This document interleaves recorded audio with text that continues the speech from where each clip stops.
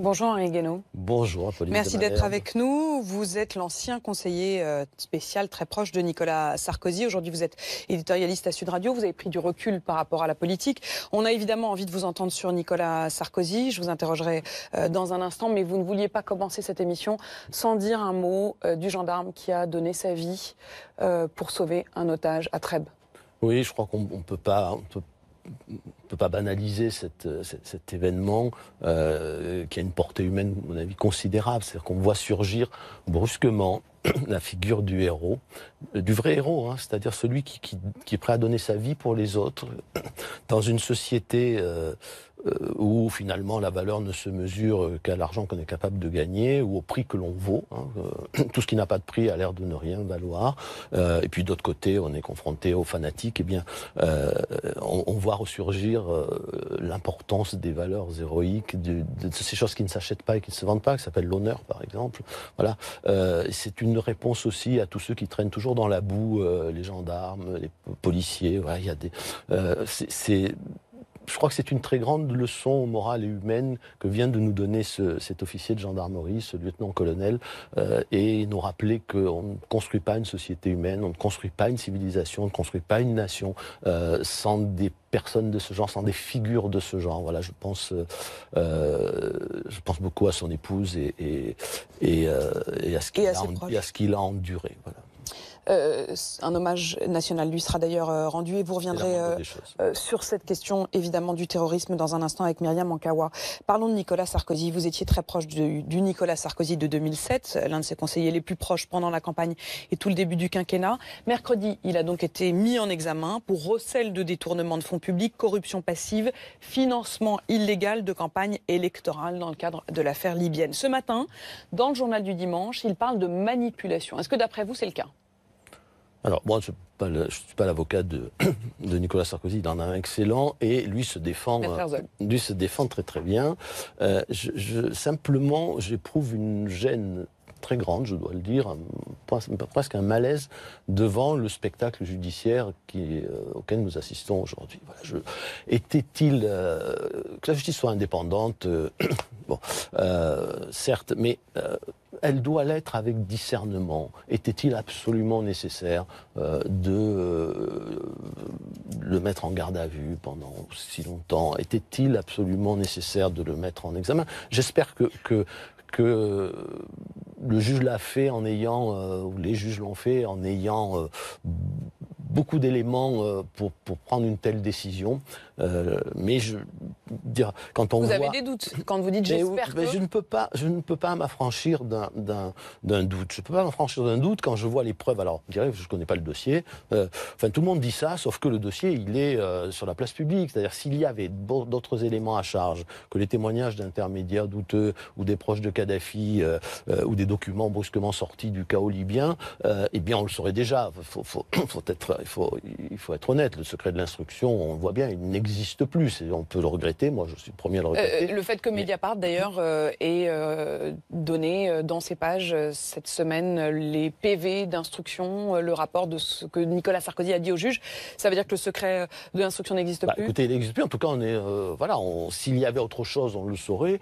Et devant des témoignages et des preuves de ce genre, je ne peux pas ne pas éprouver un certain malaise. Vous parlez de malaise, vous parlez de doute, mais cela dit, c'est pas un juge tout seul dans son coin, c'est quand même 3 juges ensemble qui estiment avoir des doutes suffisamment sérieux et des indices graves et concordants, en tout cas ce qui justifie une mise en examen. Oui, on les a sur la table, voilà, chacun jugera. Moi, nous verrons après si tout ça a été fait avec discernement. Le juge, il a des moyens et des pouvoirs. Il doit proportionner les moyens qu'il a aux nécessités de l'enquête. Est-ce que tout ça est absolument nécessaire à la manifestation de la vérité?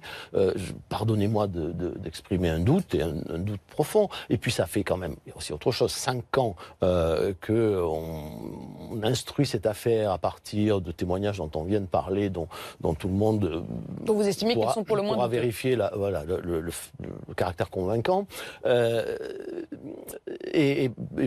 pendant ce temps, les terroristes courent, les voyous courent. Enfin, il y a quand même quelque chose.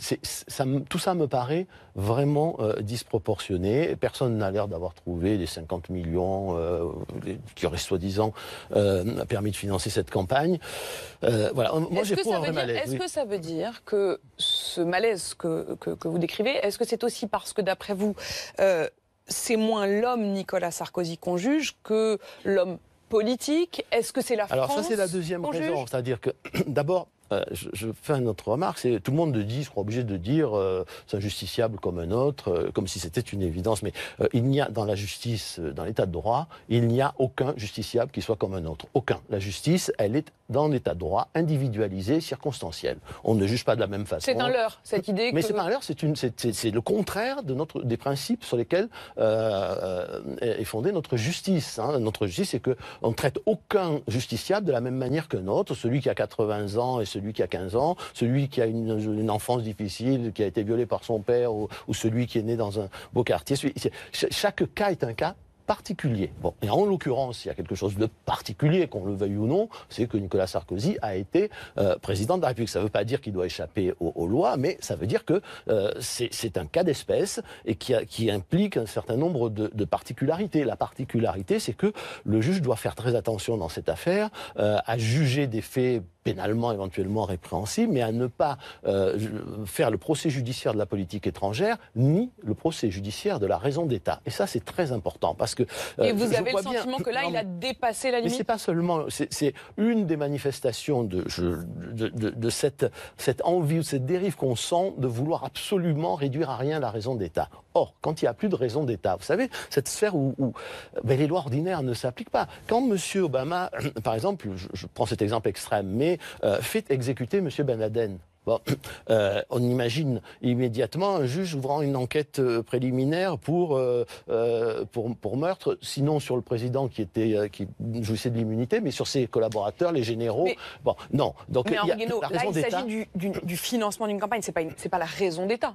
Ah si, parce que tout ça est mêlé au fait, on voit bien, hein, c'est ça qui me gêne, c'est que la frontière aujourd'hui me semble de plus en plus floue, et la tentation, pas que dans cette affaire, dans beaucoup d'autres, la tentation de glisser du procès judiciaire de faits pénalement répréhensibles vers le procès de la politique elle-même, de la politique étrangère et de la raison d'État. C'est un procès politique qui s'ouvre?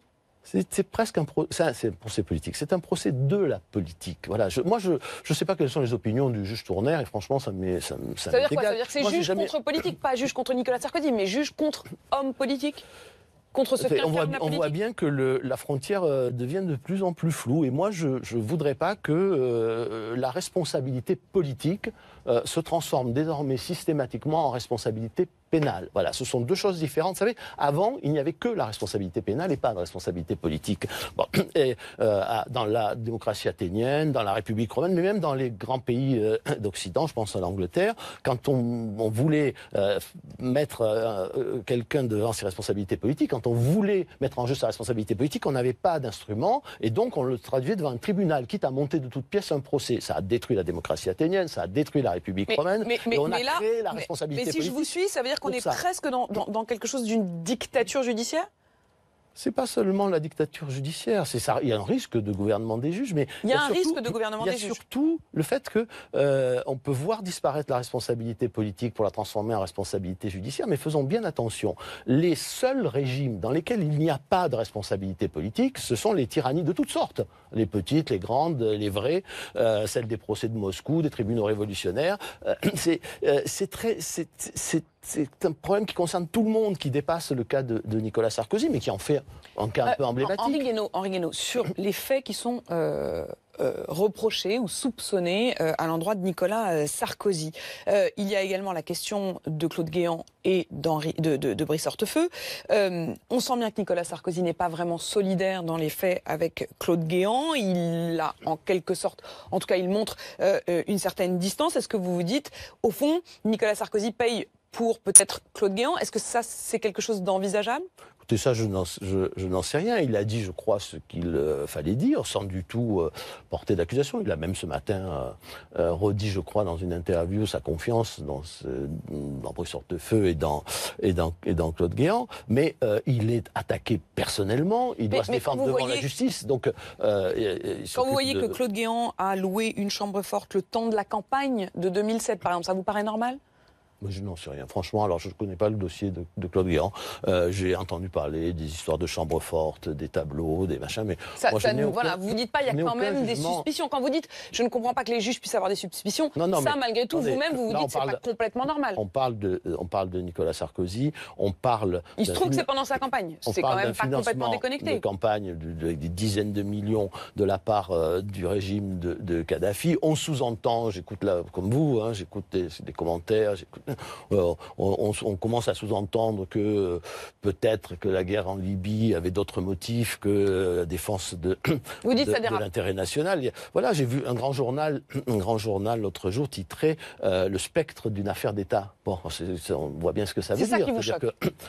Ce qui me choque, c'est que si cette frontière se brouille, si personne n'est attentif à la préserver, encore une fois, on détruit la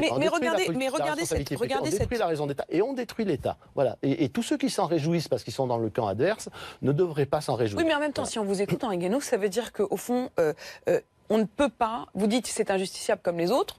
Si, bien sûr. Mais si on touche à Nicolas Sarkozy, on touche à l'État. Donc, au fond, mais il faut le faire, encore une fois, avec beaucoup de discernement. Moi, j'éprouve un certain malaise et une certaine crainte devant ce qui se passe. Mais quand vous voyez, Henri Guénaud, quand vous voyez cette photo... me donnera tort. Quand vous voyez cette photo, la photo de Brice Hortefeux avec Ziad Takieddine, il y avait également Jean-François Copé en vacances avec leurs épouses sur le yacht de Takieddine. Vous y auriez été ?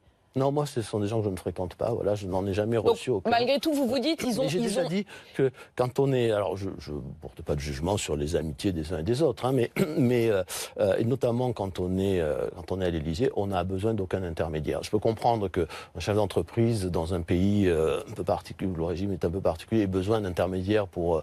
quand on est dans la politique... Pour travailler. Mais dans la politique, quand on est à la présidence de la République... on ne passe pas ses vacances avec Ziad Takieddine. Vous vous dites, il y a quand même quelque chose de sulfureux. On doit avoir Chacun choisit ses amis comme il l'entend, mais je ne sais pas à quelle époque a été prise cette photo.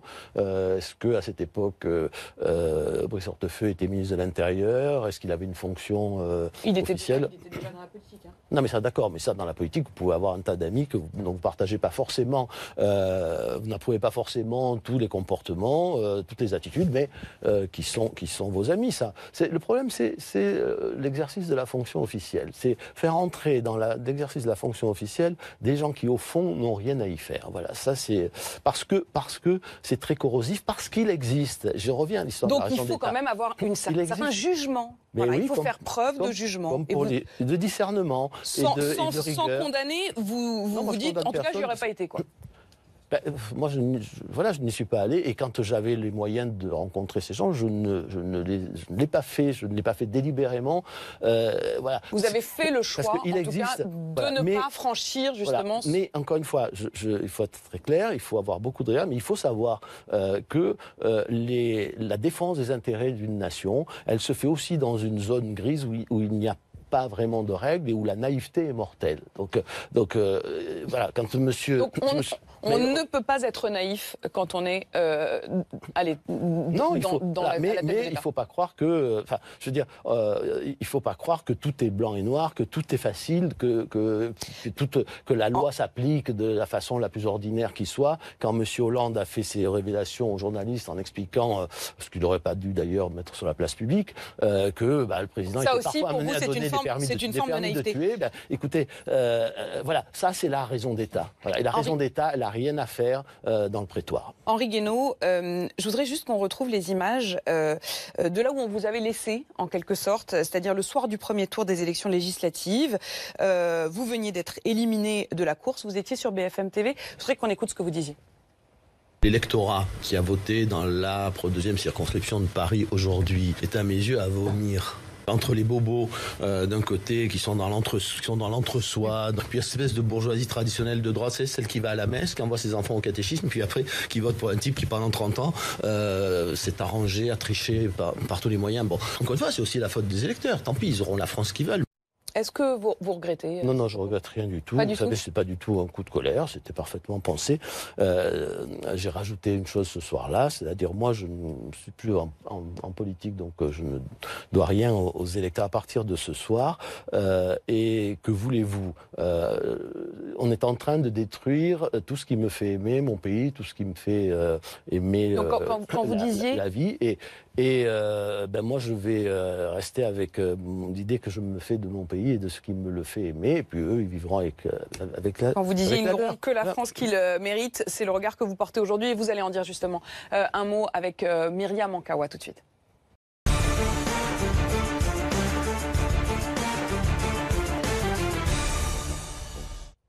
Bonjour Myriam. Bonjour Apolline, bonjour Henri Guénaud. On va parler du terrorisme, mais d'abord, pour prolonger ce que vous venez de dire et les mots que vous aviez après votre défaite aux législatives, où en êtes-vous de vos rapports avec les Républicains aujourd'hui ? Je n'ai pas vraiment de rapport, enfin j'ai des rapports amicaux avec certains d'entre eux, mais... Vous êtes toujours membre de ce parti ? Pour l'instant, je n'en sais rien, moi je ne règle pas ma cotisation, donc je me sens en dehors, voilà, pour des raisons... C'est pas du tout une rupture sentimentale, hein, mais je me sens très bien Vous ne cotisez plus, mais vous n'êtes pas encore radié, c'est ça, vous êtes entre cette... Ça les regarde. Vous êtes dans cette espèce d'entre-deux. Ça les regarde, non mais ça les regarde, moi je ne me considère pas comme le porte-parole des Républicains, le défenseur des Républicains. Mais est-ce que vous vous sentez toujours... Non, je me sens. Enfin, vous savez, c'est très compliqué une histoire politique. Moi, j'ai commencé à. Vous alliez dire une histoire d'amour, pratiquement. Non, mais oui, ça a été une histoire d'amour, mais il y a bien longtemps, quand je suis entré dans la politique. Enfin, j'avais une vie professionnelle à côté, mais je me suis mis. J'ai pris un engagement politique au début des années 80. Mais vous allez comprendre tout de suite. À l'époque, la famille dans laquelle je suis rentré, elle avait été déjà très compliquée, mais enfin, il y avait encore des Guichard, des Debré, des Chaban, des Mesmer, enfin, bon, des gens qui étaient très différents les uns des autres, mais qui avaient un socle commun, une histoire commune, un amour commun de la France et une rectitude, une dignité, une épaisseur humaine, intellectuelle et morale. Ça n'est plus le cas aujourd'hui. Il y avait des Pasqua, il y avait des Séguin. Eh bien voilà, moi aujourd'hui je trouve que tout ça manque de densité et que nous sommes dans la superficialité. Deuxièmement, je crois que moi j'ai de relations amicales avec Laurent Wauquiez, je n'ai aucun contentieux avec lui, mais je pense que c'est une erreur quand une famille politique est à ce point en ruine de vouloir juste construire un appareil pour gagner les présidentielles. Un appareil politique qui ne repose pas sur une famille politique, sur une famille de pensée qui sait ce qu'elle pense et pourquoi elle se bat, c'est voué à l'échec. Voilà mon sentiment. Justement. Et il nous manque entre le Front National et puis le macronisme, le Cercle de la Raison, un grand parti, gaulo-bonapartiste, qui sait pourquoi il se bat. Mais vous, le gaulliste, le patriote, on aimerait vous situer. On sait que vous avez déjeuné avec Marion Maréchal Le Pen. Certains rien à voir disent avec la que vous avez même fourni des éléments de langage à Marine Le Pen j'ai déjà répondu. Dans le débat j'ai déjà répondu avec Emmanuel Macron. N'empêche qu'on le voit bien, la frontière entre le FN et les Républicains est plus poreuse que jamais. Thierry Mariani, par exemple, souhaite une alliance. Marine Le Pen a appelé à voter, et c'était une première pour le candidat Les Républicains dans la législative partielle de Mayotte. Est-ce que vous souhaitez, au fond, cette union des droites, de la droite avec les Républicains? Non, d'abord, je ne sais pas ce que ça veut dire l'union des droites. Moi, je ne me suis jamais situé à droite. Le gaullisme, c'est pas la droite. Voilà, il faut quand même mettre les choses au clair. Et l'union des droites, à mon sens, elle est vouée à l'échec. Elle est vouée à l'échec parce que, d'abord, il y a un parti dominant aujourd'hui. Pas d'alliance. Et puis, deuxièmement, avec parce le Front National. Qu'est-ce que la droite? Qu'est-ce que sont ces droites qui sont extrêmement différentes les unes des autres, qui, dans l'histoire, n'ont jamais réellement réussi à s'entendre parce que vous avez la droite ultralibérale, la droite libertaire, la droite d'argent, la droite traditionnaliste, la droite nationale. Enfin, vous avez toutes sortes de droites. Et d'ailleurs, regardez le Front National. Vous souhaitez de nouvelles alliances entre le FN et je pense que la politique française aujourd'hui ne peut pas trouver d'issue à sa crise dans des alliances d'appareil. Voilà, je pense que ça n'a aucun sens et que... Est-ce que Laurent Wauquiez a raison de fermer la porte à toute alliance avec le Front National ? Oui, c'est ça. Mais moi, ce que non, c'est pas ça. C'est la manière de le faire. C'est-à-dire dire jamais, je n'en sais rien. Je ne sais pas ce que sera le Front National dans l'avenir. Je ne sais pas ce que sera les hommes politiques disent toujours jamais pour revenir ensuite, quelques semaines, quelques mois après ou un an après, dire. Et au fond, vous verrez bien et vous observerez. On note juste que vous n'êtes pas complètement contre.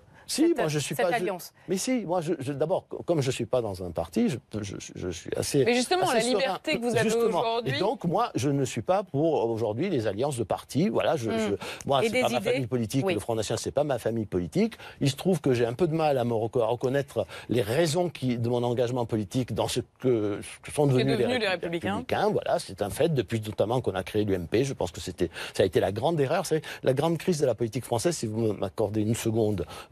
Pour ça, c'est d'avoir voulu, à un moment donné, créer deux grands partis qui étaient en fait des cartels électoraux, plus du tout des familles politiques, un de centre-droit, l'UMP, un de centre-gauche, le PS, qui ont fini par perdre toute identité et qui pensaient ratisser large et puis se partager le pouvoir en alternance. Et puis finalement, ça a fait grandir d'un côté les Insoumis, ça a fait grandir d'un côté les Insoumis, de l'autre côté le Front National. Voilà. Oui, mais alors Macron, c'est très intéressant parce que lui, il a réussi à faire la synthèse de ce que Menck appelait jadis le cercle de la raison, c'est-à-dire au cœur du système.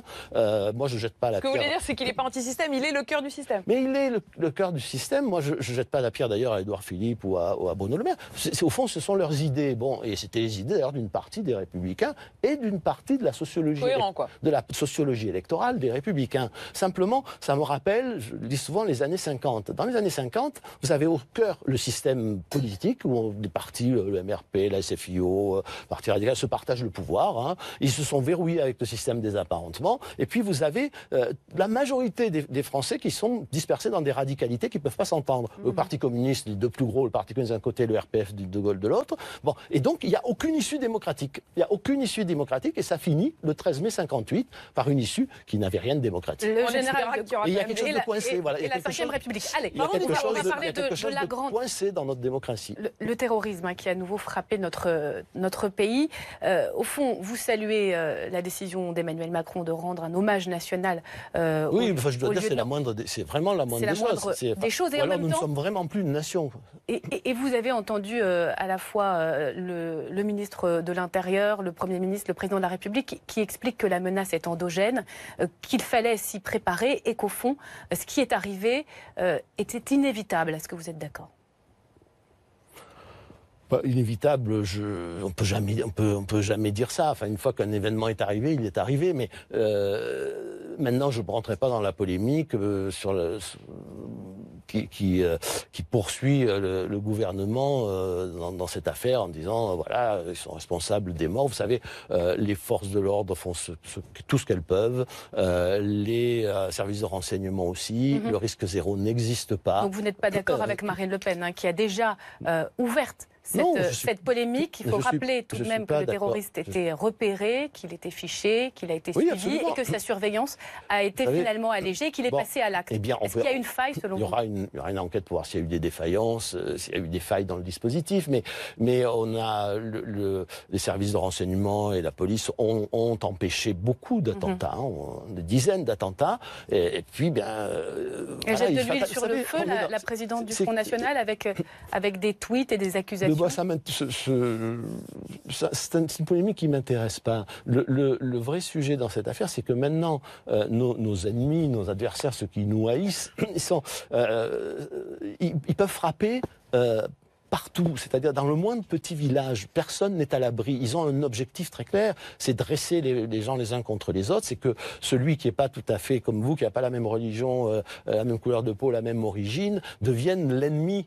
Voilà. Vous aviez parlé vous-même, Henri Guénaud, de crise et même de guerre de civilisation. Oui, absolument. Mais avec un ennemi intérieur, c'est ce qu'on est en train de vivre aujourd'hui ? Mais non, nous payons le prix, je crois, au-delà du on va revenir sur le problème immédiat et sur la justice et la politique pénale, si vous voulez bien, mais nous payons aussi le prix de la crise de civilisation de l'Occident, de toutes les fautes de l'Occident, de l'Europe et de la France. C'est-à-dire donc en fait, c'est notre faute, c'est ça ce que vous dites. On a une part de responsabilité. On a une part de responsabilité. Vous savez, on a une part de responsabilité dans la défaite de 1940. Hein. C'est pas juste parce que les Allemands étaient géniaux. Précisément En 40. Cette responsabilité aujourd'hui que vous pointez. Eh bien, d'abord, nous avons laissé s'installer une forme de communautarisme, nous avons laissé s'installer des zones de non-droit, nous avons renoncé à l'assimilation, nous avons renoncé aux valeurs de notre civilisation, nous avons inondé le monde de l'occidentalisme et nous avons tourné le dos à ces valeurs. J'en parlais tout à l'heure du lieutenant-colonel Beltrame, mais c'est extraordinaire. Nous avons fait une société qui s'est mise uniquement à la remorque de l'argent et de la technique. Bon, et nous avons oublié que le reste était aussi important, sinon davantage. C'est-à-dire les valeurs que nous partageons et qui font que nous vivons ensemble, l'idée que nous nous faisons chacun de la dignité humaine, de tout ce qui n'a pas de prix, qui n'est pas mesuré sur un marché, qui ne relève pas de la connaissance scientifique, mais qui relève de l'humanité. Voilà, l'Occident s'est considérablement affaibli du point de vue moral, du point de vue de la civilisation, du point de vue de la culture. Il est aujourd'hui destiné à être la victime expiatoire de tous les désordres du monde. C'est-à-dire et l'Europe en particulier. Alors qu'est-ce qu'on fait concrètement, Henri Guénaud? Mais il y a deux choses à faire. Il y a d'abord s'occuper... Vous voyez bien qu'on a une nouvelle loi antiterroriste, on a de nouveaux moyens pour les renseignements, des choses sont faites dans les quartiers populaires, il y a une lutte contre la radicalisation dans les prisons, ça suffit pas? D'abord, la lutte contre la radicalisation, c'est très compliqué. Hein. L'idée de déradicaliser est très, très compliquée. Je pense qu'il faut faire moins des... Vous n'y croyez pas à la déradicalisation? Je crois que c'est très difficile, on le voit bien. Hein. Mais qu'est-ce qu'on fait avec donc il faut de toute façon, il faut les mettre à part, éviter qu'ils contaminent. C'est-à-dire, il faut des établissements spécialisés pour les gens radicalisés. Voilà, des prisons particulières. C'est pas, il ne faut pas les mélanger avec les autres. Déjà, c'est une première chose, parce qu'après ça devient en plus une excuse pour pas enfermer les voyous, de peur qu'ils soient contaminés par les autres. Donc on n'en sort plus. Donc on les met à part. Deuxièmement, il faut une politique pénale. Et là, pour revenir un instant sur la justice, c'est-à-dire la réforme de la justice qui s'annonce, c'est une réforme à mes avis désastreuse, et elle est désastreuse sur deux plans. Le premier, c'est que l'indépendance du parquet, déjà il n'y a plus beaucoup de politique pénale, mais alors il n'y en aura plus du tout. Hein, et deuxièmement, or la politique pénale, ça concerne le peuple souverain, et c'est pas les juges qui doivent la faire tout seuls. Et deuxièmement, on veut retirer au cours d'assises une bonne partie des jugements des crimes pour avoir pour jusqu'à 20 ans de prison. Eh bien, on veut créer des tribunaux avec uniquement des juges professionnels. Et qu'il n'y ait plus de jury populaire. Voilà. Or ça se justifie quand les jurys sont menacés ou quand les affaires sont d'une complexité inouïe. Mais sinon, il faut absolument que le peuple soit présent. Donc il y a une forme d'aveuglement de la politique pénale menée par rapport à la situation. Il y a une autonomisation que je trouve qui rejoint la question de tout à l'heure. Il y a une espèce d'autonomisation de la justice. L'indépendance de la justice, c'est l'indépendance d'esprit de la justice. C'est le fait qu'on ne fait pas de pression, mais c'est pas le fait qu'elle vit en dehors de la société dans la seule finalité d'une justice purificatrice. Vous parliez tout à l'heure d'un gouvernement des juges, et au fond, ça va aussi dans ce sens-là. Ça conforte l'isolement de la justice par rapport à la société, à ses exigences, alors que c'est une institution sociale qui a un but, c'est d'éviter que les gens se fassent justice eux-mêmes. Voilà. Donc la responsabilité sociale, politique, morale de la justice, elle est très importante. La justice, c'est pas une fin en soi. Il faut pour cela avoir confiance en elle, voilà. et vous dites aujourd'hui, cette confiance est en passe d'être rompue. Moi j'ai des doutes aussi quand je vois les voyous rentrer chez eux le lendemain matin, j'ai des doutes. Bon, et en particulier, alors sur le terrorisme, il faut absolument qu'on applique le titre 4 du Code pénal, qui concerne les relations qui concernent l'état de guerre et les relations qu'on peut entretenir avec l'ennemi. Et ça, les peines sont beaucoup plus dures, et que s'il le faut, on instaure des peines minimales que les juges seront obligés d'appliquer, parce qu'il y a des gens qui au fond ne devraient pas sortir au moins pendant 30 ans, pendant 30 ans de prison. Merci beaucoup Myriam Ankawa. Dans un instant, c'est Edwige Chevrillon qui s'asseyra dans votre fauteuil. On parlera notamment de patriotisme économique. Alors après, il y a l'école, il y a tout le reste. Voilà, je veux dire, ça n'est que le haut de l'iceberg. Oui. À tout de suite.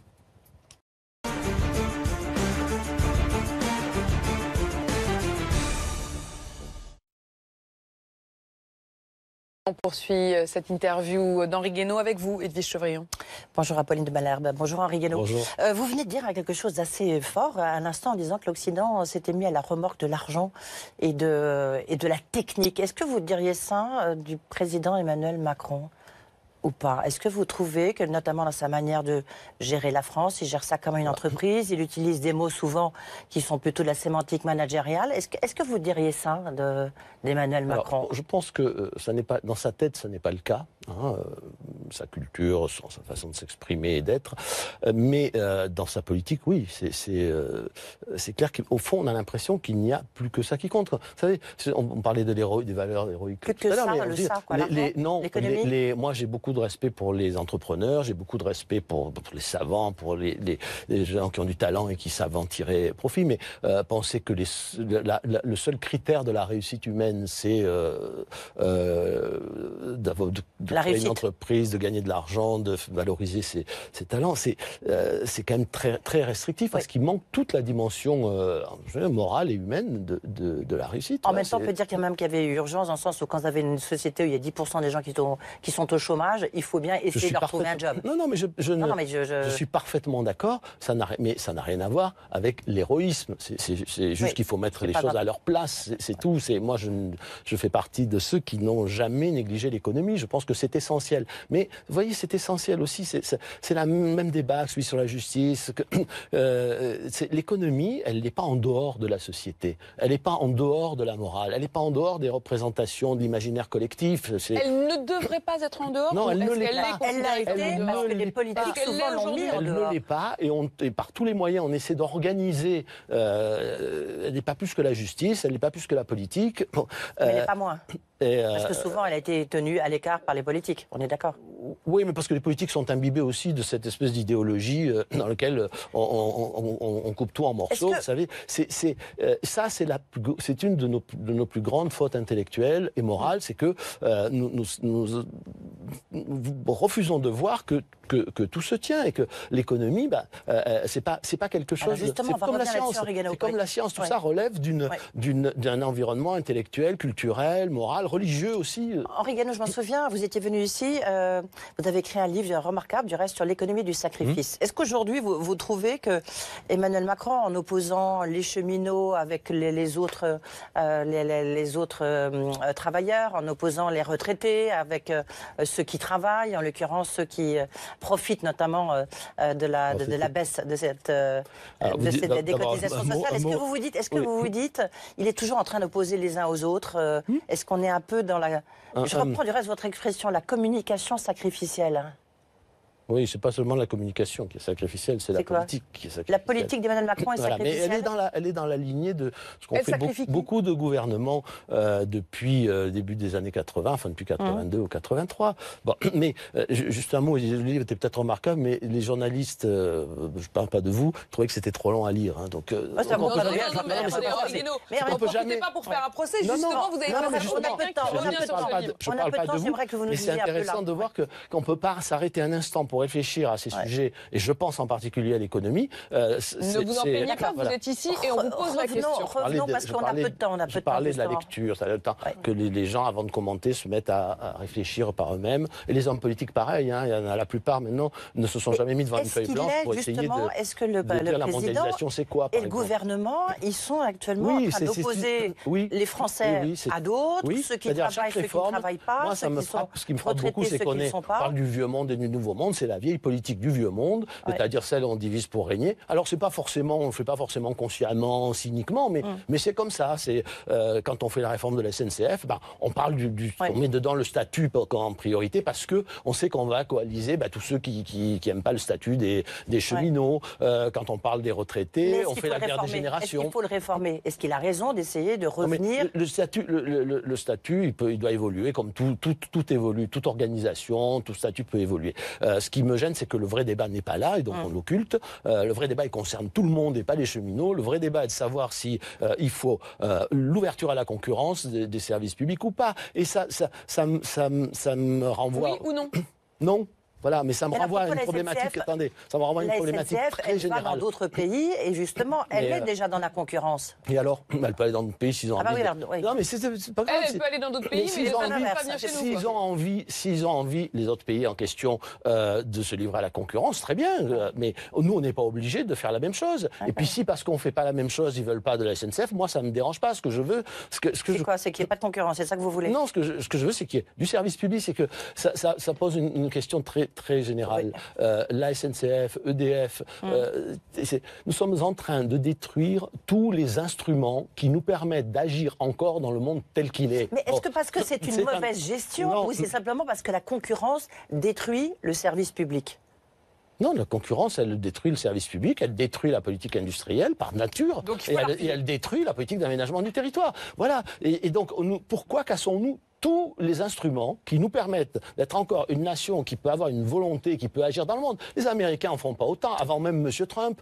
Le Buy American Act, qui interdit de dépenser 1 centime. La SNCF et ses filiales sont justement très présents aux États-Unis. Oui, bien sûr. Mais moi, c'est pas ce qui m'importe, c'est de savoir si les trains ils roulent, si l'espace est bien utilisé en France, si on peut avoir une politique industrielle. Mais aux États-Unis, vous ne pouvez pas dépenser 1 euro d'argent public pour acheter un produit ou un service qui n'est pas fabriqué aux États-Unis. Voilà, quelle que soit la nationalité de l'entreprise. Aux États-Unis. Bon, l'Europe en est très loin, la France pas du tout. Pourquoi trouver normal, par exemple, que la commande publique, qui est l'argent du contribuable, ne serve pas d'outil de politique économique? Parce que niveau européen, c'est pas possible. Allez demander aux ouvriers d'Alstom à Belfort s'ils n'étaient pas contents que la SNCF achète les... Voilà. Ça continue. Donc on détruit tous nos instruments de politique économique. Est-ce que vous soutenez Donald Trump dans sa guerre économique? On détruit nos instruments de politique pénale, nos instruments de politique économique, nos instruments de politique sociale, nos instruments de politique d'aménagement du territoire. Mais ça va s'arrêter quand? Voilà, ça va s'arrêter quand? Et après, on fait des grands discours sur la nation, Bon, non, ça va s'arrêter quand? Quand nous aurons tout détruit, nous dirons « Ah ben oui, on n'y peut rien ». Voilà, c'est l'alibi de tous les renoncements, mais nous le fabriquons.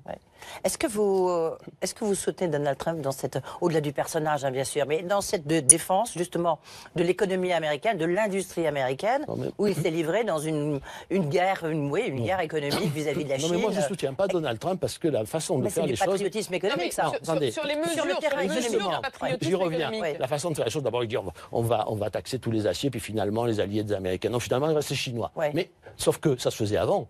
Des taxes sur les produits chinois, tous les gouvernements américains en ont fait pour corriger des distorsions avérées ou pas, mais en général avérées de dumping, et avec des taxes qui étaient bien plus élevées que 25%. Est-ce qu'il a raison? Est-ce que vous trouvez qu'il n'a pas raison de déclarer la guerre?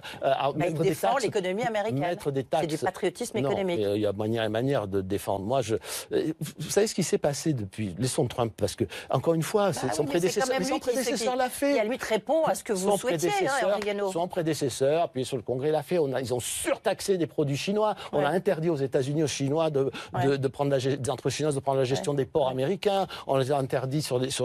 Donc en France, il ne faut pas avoir la même politique. On est d'accord. Ni en Europe. Si, mais c'est pas ça. C'est que le problème de la protection, il est compliqué. C'est-à-dire, moi, je suis pas un maniaque des droits de douane, sauf quand il s'agit de corriger une distorsion de concurrence. Bon, je pense que les contingents, c'est pas bien non plus, mais en revanche, il y a d'autres façons, encore une fois, d'assurer l'indépendance de son pays.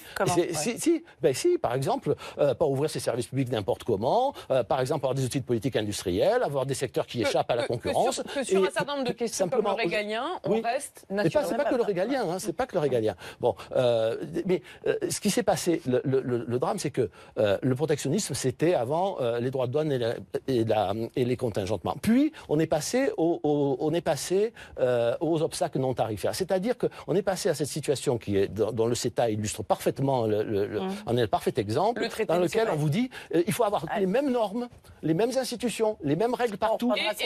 Et ça, c'est terrible. C'est toujours votre question. C'est la fin de la démocratie. De la destruction et finalement liée même à la question de la démocratie. Merci beaucoup Edwige Chevrillon. Merci Henri Guénaud d'avoir été notre invité. Dans un instant, le retour de la menace terroriste. Il était Premier ministre confronté particulièrement à cette question de terrorisme. Manuel Valls sera avec nous. À tout de suite.